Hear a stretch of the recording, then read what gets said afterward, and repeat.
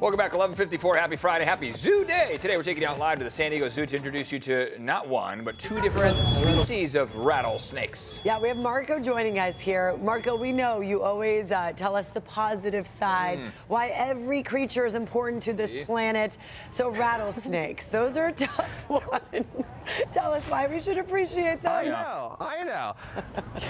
You know, as I was walking through the zoo, there's something that hit me, especially for you introverts. To me, a rattlesnake is an introvert. You know, thank Mother Nature for creating this really cool system of communicating that, big scary mammals coming my way. And you know, in real reality, the rattlesnakes are a really important species found here in San Diego County. And you guys, right now, you're looking at, I think, one of the most beautiful snakes on the planet called the speckled rattlesnake. For native San Diegans, you might see these up in the northern area, like Lake Cuyamaca. Yeah, what do you think, right? Do you like the color? Yeah, it looks familiar.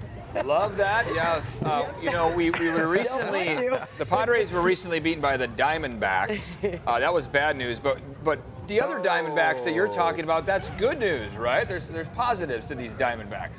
No, they're great. Yes, red diamond. You know, there's a lot I can say, but one story I want to point out is in Australia, they're inundated by rodents and infiltrating the food as well. It can make human beings really sick. We need animals like rattlesnakes to take care of that food web, right, of the rodents of the world. You get two mice, you put them in a field without a predator like a rattlesnake, you're going to have 1 million mice in that field. So we need to protect them. And you know, the other thing I want to point out, you two, I want you to ask me more questions, but one thing, because we were making some jokes about it, you know, you can't look at a rattlesnake a certain way. It's not their fault that they don't have a face like a panda. You know, resting rattlesnake face is just their way of communicating, right? These animals, think about it. They're small. Yeah, well, thank you for laughing at that, because it is the thing. I look at this beautiful animal.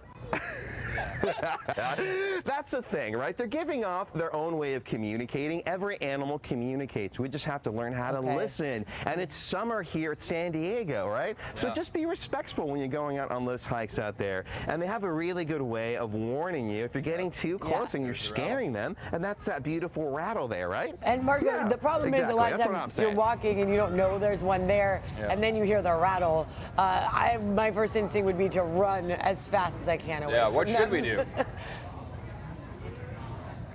No, that's a very good point, Ed. And I love hiking in San Diego. And to your point, yes, most of the time rattlesnake, they actually want to move away from that animal, like a mammal like us, or they're going to rattle. So let's say the scenario you just said, you came across a rattlesnake, unbeknownst to the both of you, you're scared, the rattlesnake is scared, and the rattlesnake is doing that alarm just to let you know, like, oh my gosh, you're too close, please don't step on me. The first thing you do, Netta, do not just jump right away like you were talking about. You want to stay nice and calm and just look around. Find out where the rattlesnake is, and once you identify where it is, very slowly and calmly move away, right? You want to respect their space. Man, I am always talking about consent, and consent is important not only for human beings, also for rattlesnakes. We got to run, Marco. Thank you for bringing that up. Marco, we're out of time. Thank you so much for showing us. Head out to the zoo. All right. Great weekend for it.